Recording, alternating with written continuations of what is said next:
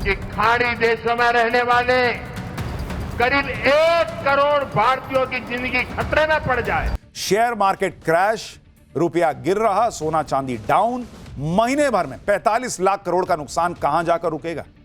Iran war के बीच राहुल ममता का PM Modi पर नया अटैक, क्यों बोले कि भयंकर भूकंप आने वाला है? 25, 50 और 100 ml की बोतल में पाकिस्तान में पेट्रोल मिल रहा है। पाकिस्तान में कैसे गजब हाहाकार मच गया है, अब इसका चैप्टर देखिए। देखते देखते ईरान युद्ध को 1 महीना हो गया और इस महीने भर में दुनिया भर में लोगों को नुकसान हो रहा है। आज भी मार्केट क्रैश हो रहे हैं, पैसा डूबता चला जा रहा है, तेल के दाम किसी के संभाले नहीं संभल रहे, दुनिया भर के देश एनर्जी क्राइसिस से जूझ रहे हैं। कहीं कहीं तो एनर्जी लॉकडाउन लग चुका है, बूंद बूंद फ्यूल बचाने की जंग चल रही है और बहुत सारे देशों में ऐसी स्थिति है।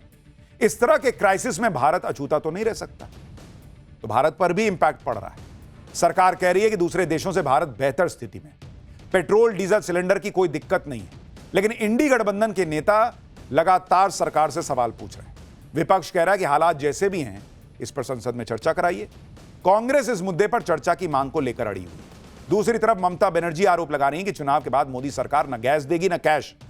तेल और युद्ध को लेकर कैसे पॉलिटिक्स हो रही है, कौन क्या क्या कह रहा है, पीएम मोदी ने कांग्रेस पर कैसे पलटवार किया है, गिरते रुपये की सच्चाई क्या है। एक तरफ पेट्रोल डीजल सिलेंडर को लेकर डर है, उधर शेयर मार्केट और अर्थव्यवस्था की हालत को लेकर भी डर है। मार्केट आज फिर भयंकर गिरा है, निवेशकों के करोड़ों रुपए डूब गए हैं, रुपए में ऐतिहासिक गिरावट आई है।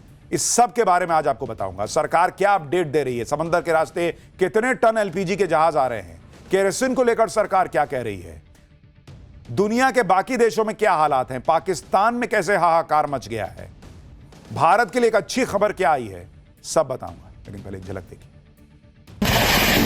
संवेदनशील मामले में कांग्रेस जिस तरह की बयानबाजी कर रही है वो खतरनाक है।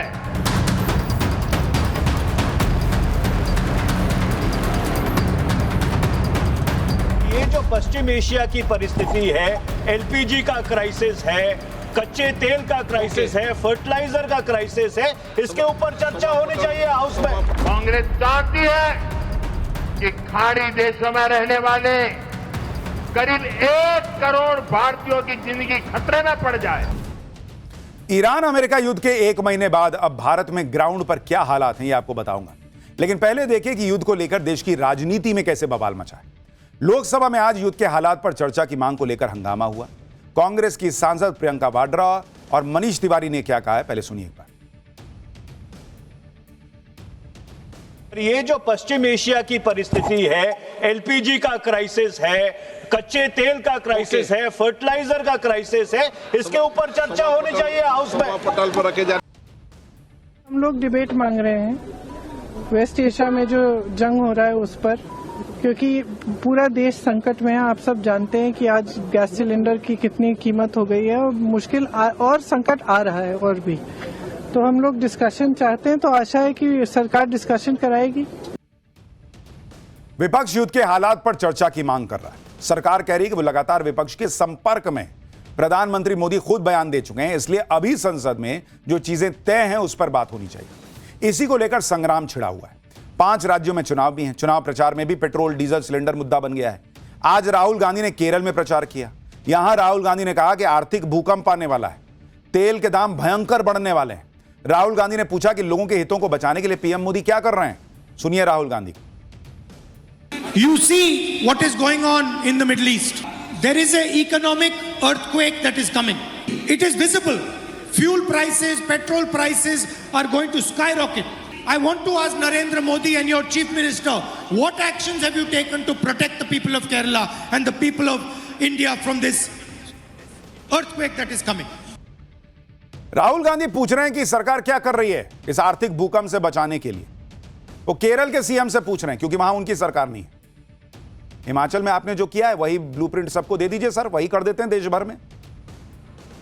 आपकी इंडी गठबंधन की जहां जहां सरकार है, आप जो कर रहे हैं कि जिससे भूकंप नहीं आएगा वो देश भर में लागू कर दीजिए, दे दीजिए।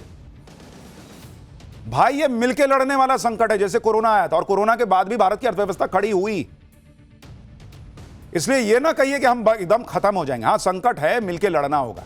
अभी सरकार ने जो है वो एक्साइज ड्यूटी घटाई है। हालांकि मुझसे आप पूछिए तो मैं तो कहता कि तेल कंपनियों को फायदा मत दीजिए, उनको राहत मत दीजिए। अभी पिछले 4-5 साल से तेल कंपनियां मुनाफा कमा रही थी, महीने भर नहीं संभाल सकती थी, 6 महीना वो दुख दर्द नहीं सह सकती थी। आम आदमी को तकलीफ नहीं हो रही है, आम आदमी को भी तो नुकसान हो रहा है। कईयों के बिजनेस बंद हो रहे हैं, कईयों का रोजगार चला गया, वो गांव चले गए। ये संकट की स्थिति है। सरकार को अभी एक एक पैसा जो है वो कई जगह लगाना पड़ सकता है। आगे कहां जाके युद्ध रुकेगा अभी पता नहीं। 10 तरह के संकट आएंगे, जगह जगह पैसा खर्चा करना होगा। ये तेल कंपनियों को सबसे ज्यादा आग लगी हुई थी कि नहीं, हमको नुकसान हो रहा, हमको नुकसान हो रहा है। और जब मुनाफा हो रहा था तब खैर, इधर राहुल गांधी ने मोर्चा खोला हुआ है। उधर बंगाल में अपने किले को बचाने में जुटी सीएम ममता बनर्जी भी युद्ध के इंपैक्ट को लेकर मोदी सरकार को घेर रही है। ममता बनर्जी ने आरोप लगाया कि अभी गैस नहीं मिल रही तो लोगों को कैश दिया जा रहा है। चुनाव के बाद ना कैश मिलेगा ना गैस। सुनिए ममता बनर्जी। মানুষ গ্যাস পাবে না, ইলেকশনের আগে দেবে ক্যাশ, আর ইলেকশনের পরে গ্যাসও বন্ধ, ক্যাশও বন্ধ। এটা বিজেপির খেলা। यानी यहां संकट के बीच तेल और गैस को लेकर, सिलेंडर को लेकर भयंकर पॉलिटिक्स भी शुरू हो गई। इधर इंडी गठबंधन पीएम मोदी को घेर रहा है, पेट्रोल सिलेंडर को लेकर सवाल उठा रहा है, डिप्लोमेसी में पाकिस्तान के रोल को लेकर सवाल हो रहे हैं। उधर इंडी गठबंधन में शामिल सीएम उमर अब्दुल्ला कह रहे हैं कि इस युद्ध को रुकवाने में पीएम मोदी अहम रोल निभा सकते हैं क्योंकि उनके सबसे अच्छे संबंध हैं। हम तो चाहेंगे कि वॉर जल्दी खत्म हो और इसमें जो रोल वजीर आजम साहब अदा कर सकते हैं वो शायद और कोई अदा नहीं कर सकता क्योंकि उनके अच्छे ताल्लुकात हैं इन तमाम मुल्कों के साथ। अब अगर ट्रंप साहब इतनी बेवकूफ़ी करें ये जानते हुए भी कि ईरान पे सालों साल किसी ने राज नहीं किया है, इतना आसान नहीं होगा। ममता बनर्जी, राहुल गांधी ने पीएम मोदी के खिलाफ मोर्चा खोला तो पीएम मोदी ने भी पलटवार किया। रविवार को पीएम मोदी ने केरल में चुनाव प्रचार के दौरान कांग्रेस को बहुत कुछ सुनाया। पीएम मोदी ने कहा कि युद्ध के बीच कांग्रेस खतरनाक बयानबाजी कर रही है। एक बार उनको सुनिए, फिर ग्राउंड पर हालात क्या हैं आपको बताता हूं। वहीं संवेदनशील मामले में कांग्रेस जिस तरह की बयानबाजी कर रही है वो भी आपको याद रखना है। कांग्रेस जिस तरह के बयान दे रही है वो खतरनाक है।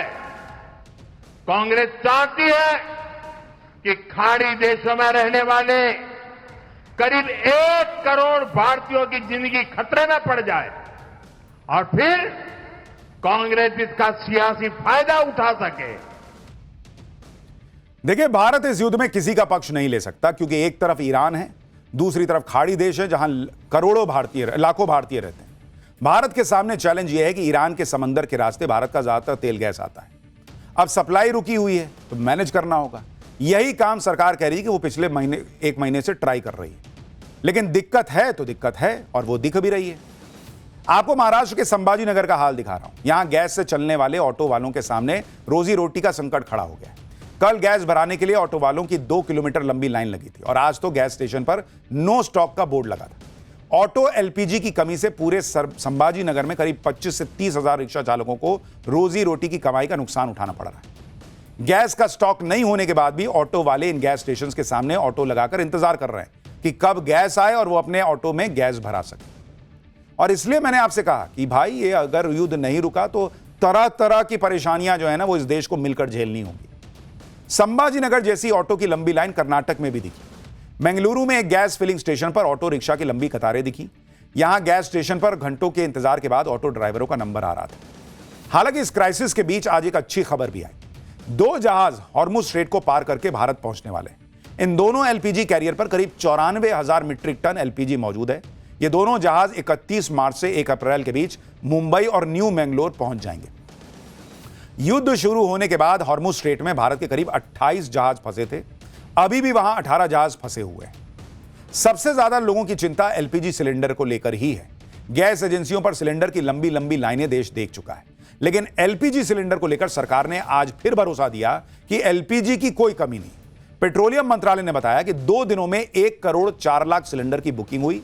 2 दिनों में 92 लाख सिलेंडर लोगों को दिए गए। कमर्शियल एलपीजी की डिलीवरी भी 70% बढ़ाई गई है। ढाबों, रेस्टोरेंट, प्रवासी श्रमिकों को सिलेंडर देने में प्राथमिकता दी जा रही है। गैस की कमी से घरों में खाना बनाने का संकट खड़ा ना हो, इसके लिए सरकार ने एक 60 दिनों का इमरजेंसी प्लान भी बनाया है। केंद्र सरकार ने राज्यों में पीडीएस यानी पब्लिक डिस्ट्रीब्यूशन सिस्टम के तहत एसकेओ यानी सुपीरियर केरोसिन ऑयल बांटने की इजाजत देते हुए एक अधिसूचना जारी की, जिसके मुताबिक अब राशन की दुकानों के साथ साथ पेट्रोल पंप पर भी केरोसिन मिल सकेगा। राज्य सरकारों को अपने हर जिले में 2 पेट्रोल पंप को चुनना होगा जहां पर केरोसिन बांटा जाएगा। इन पेट्रोल पंपों पर 5000 लीटर से ज्यादा केरोसिन नहीं रखा जा सकेगा। जो लोग केरोसिन खरीदेंगे उनके लिए शर्त यह है कि वो इसका इस्तेमाल सिर्फ खाना बनाने और रोशनी के लिए इस्तेमाल करेंगे। सरकार ने उन 21 राज्यों को केरोसिन यानी मिट्टी का तेल का टेम्पररी डिस्ट्रीब्यूशन करने की इजाजत दी है, जो राज्य पहले केरोसिन मुक्त घोषित किए जा चुके हैं। यह 60 दिन की आपातकालीन व्यवस्था रसोई गैस पर बढ़ते दबाव को कम करने के लिए की गई। और इसीलिए विपक्ष पूछ रहा है कि अगर एलपीजी की कोई कमी नहीं है तो फिर केरोसिन बांटने की नौबत क्यों आ रही है। तो तरह तरह की बातें, चर्चाएं, सवाल उठ रहे हैं, चल रहे हैं। एक रिपोर्ट है, वो भी देखिए। राजधानी दिल्ली में अब धीरे धीरे करके तमाम जो होटल है, जो ढाबे हैं, वह अब केरोसिन से संचालित स्टोव की ओर वो अब बढ़ने लगे हैं। जहां राजधानी दिल्ली में पहले जो है केरोसिन बैन था, लेकिन केंद्र सरकार ने एक गैजेट जारी करते हुए बताया है कि 60 दिनों तक जो है वह केरोसिन पेट्रोल पंप पे बेचा जा सकता है, जहां लोग उसे खरीद सकते हैं। तो देखिए, आपको तस्वीर दिखा रहा हूं, ये कनॉट प्लेस के नजदीक शंकर मार्केट है, जहां पे ये देखिए कि जो स्टोव दिख रही है केरोसिन का स्टोव, और केरोसिन के जरिए इस पे खाना पकाया जा रहा है। ये बताइए कि केरोसिन पे क्यों शिफ्ट होना पड़ा आपको? गैस की वजह से। पहले हमारा सारा काम गैस पे होता था, देखिए गैस रखी हुई है, अब वो किनारे हो गया, मजबूरन स्टोव जलाना पड़ रहा है। अभी 1 हफ्ता हमारी दुकान बंद रही थी गैस की वजह से, उसके बाद मजबूरन इसको लाना पड़ा, फिर इससे काम लेना। देखिए, सीधा हिसाब है। किसी घर में अगर 10 रोटी बनती थी, अगर 6 ही बन पा रही है तो 4 रोटी की दिक्कत है। हाँ, मिलजुल के खाना होगा, थोड़ा थोड़ा सबको एडजस्ट करना होगा, ये स्थिति है। यही एलपीजी को लेकर है कि अगर बहुत बड़ी संख्या में उधर से मिडिल ईस्ट से आ रहा था, वो रुक गया है, तो थोड़ी परेशानी तो होगी, हो रही है लोगों को। और यही वस्तु स्थिति है, यही सच्चाई है। हाँ, सब जगह पैनिक है, सब जगह दिक्कत है, ऐसा भी नहीं। पेट्रोल डीजल सिलेंडर के अलावा खाद को लेकर भी आशंका बनी हुई है। आज सरकार ने इसको लेकर भी अपडेट दिया। सरकार ने भरोसा दिया कि खरीफ सीजन के लिए पर्याप्त मात्रा में खाद का स्टॉक है।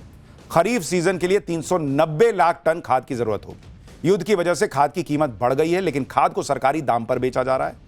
45 किलो यूरिया 266 रुपए की कीमत से बेचा जा रहा है। 50 किलो डीएपी भी 1350 रुपए में बेचा जा रहा है। खाद के प्रोडक्शन, इंपोर्ट और मूवमेंट के लिए कंट्रोल रूम बनाया गया है। खाद लाने के लिए रूस, Morocco, Australia, Indonesia, Malaysia, Jordan, Canada समेत कई देशों से बातचीत चल रही है। यानी इस सीजन के लिए खाद पर्याप्त मात्रा में मौजूद है।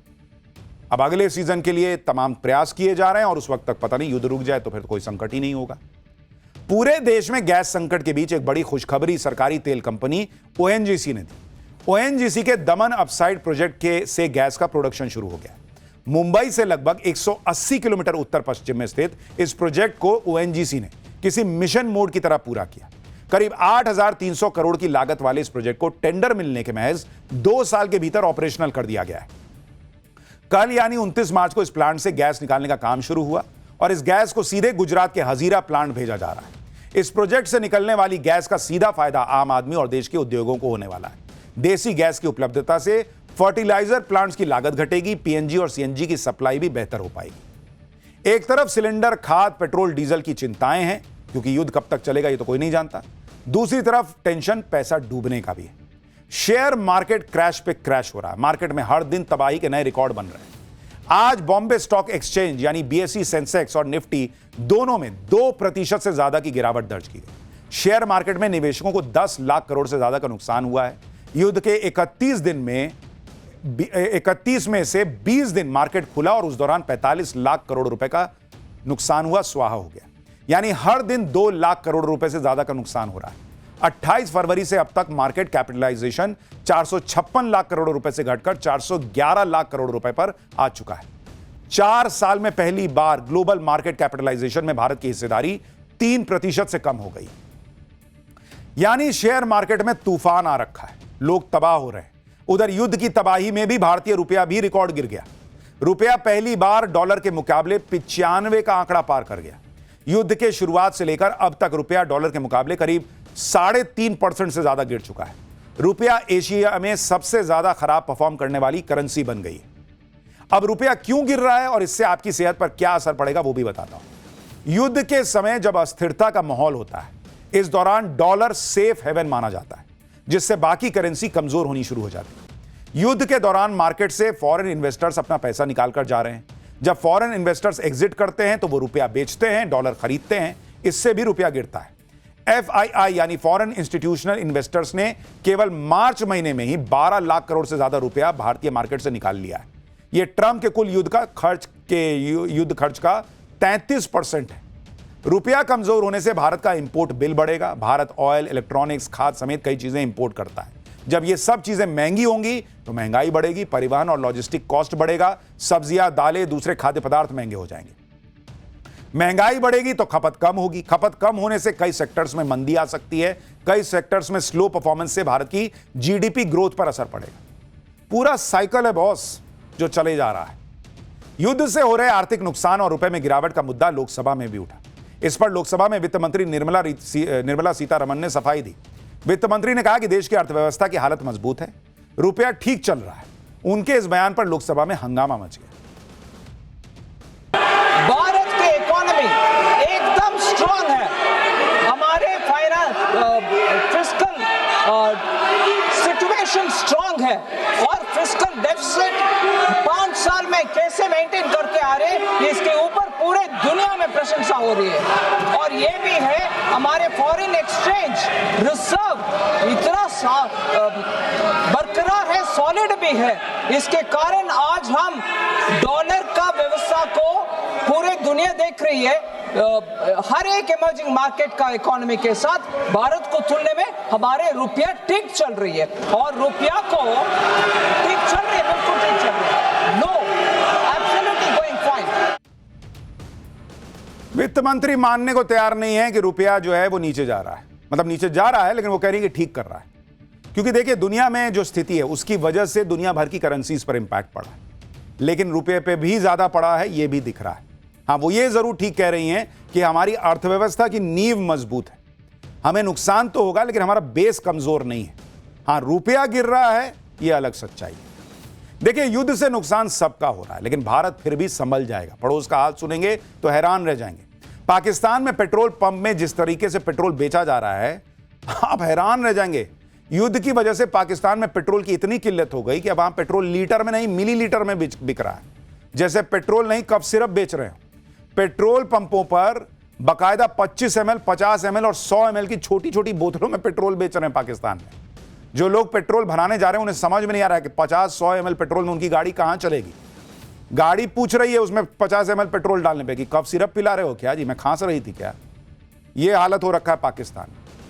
इसलिए मैं कह रहा हूं कि दुनिया भर में संकट है, हमारे यहां भी परेशानियां हैं, लेकिन आज की डेट में भारत अभी भी दुनिया के कई देशों से बेहतर स्थिति में। अब आप देखिए कि युद्ध कैसे दुनिया के बाकी देशों पर असर डाल रहा है। दक्षिण कोरिया में लोगों को थोड़े पानी से ही नहाने की अपील की जा रही है, क्योंकि वहां पानी गर्म करने के लिए गैस का इस्तेमाल होता है, लेकिन अब वहां गैस की कमी हो गई है। थाईलैंड के प्रधानमंत्री तो छोटी बाजू वाली शर्ट पहनकर ऑफिस आ रहे हैं ताकि दूसरे लोग भी हल्के कपड़े पहनकर आएं। वो ऐसा इसलिए कर रहे हैं ताकि लोगों को गर्मी कम लगे और वो सरकारी दफ्तरों में एयर कंडीशनर का इस्तेमाल कम करें। फिलीपींस में सरकारी कर्मचारियों से अपील की गई है कि वो लिफ्ट के बजाय सीढ़ी से आए जाएं। मिस्र में शॉपिंग मॉल्स को हफ्ते में 2 दिन बंद कर दिया गया है ताकि बिजली बचाई जा सके। श्रीलंका में बुधवार को पब्लिक हॉलिडे घोषित कर दिया गया है ताकि लोग तेल गैस बचाएं, घर से कम निकलें। लाओस ने तो स्कूलों के खुलने का टाइम घटाकर सप्ताह में सिर्फ 3 दिन कर दिया है, यानी 4 दिन की हफ्ते में छुट्टी रहेगी। खाद की कमी से ऑस्ट्रेलिया में गेहूं की बुआई कम हुई। दुनिया के 1/3 खाद का निर्यात हॉर्मुज स्ट्रेट से होता है, अब वहां से खाद आनी बंद हो गई है। दुनिया का नए टेक्सटाइल हब बांग्लादेश में एयरपोर्ट पर कपड़ों का ढेर लग गया है। वहां एयर फ्यूल की कमी से फ्लाइट्स रद्द हो रही हैं। दुबई और दोहा में कैंसर की दवाएं समय पर नहीं पहुंच पाएंगी क्योंकि वहां कार्गो हब में शटडाउन हो गया है। पेट्रोकेमिकल से बने ट्रैक सूट महंगे हो सकते हैं। पार्टियों के लिए गैस वाले गुब्बारे मिलना मुश्किल हो सकता है क्योंकि कतर से हीलियम गैस का एक्सपोर्ट रुक गया है। बहरीन और सऊदी अरब में फॉर्मूला 1 रेस रद्द कर दी गई है क्योंकि यहां मिसाइलें गिरने का खतरा है। अमेरिका में इन्फ्लेशन के डर से होम लोन महंगा हो गया है, जिससे घर खरीदना और महंगा हो गया है। और अगर यही हाल रहा तो चाइना में भी चीनी भी महंगी हो सकती है क्योंकि ब्राजील दुनिया का सबसे बड़ा चीनी उत्पादक है। अगर तेल के दाम बढ़े तो वहां के शुगर मिल्स चीनी बनाना छोड़कर बायोफ्यूल बनाने लगेंगे, जिससे चीनी की कमी हो जाएगी। तो भाई दुनिया में तबाही मच रखी है और यह वक्त है एकजुट होकर सिर्फ और सिर्फ भारतीय के तौर पर चलकर एक दूसरे की मदद करने का, इस संकट में एक दूसरे का साथ देने का। जहां कमी है सरकार से सवाल कीजिए, पूछिए, बताइए, हम लोग भी पहुंचाएंगे, इधर कमी है सर ठीक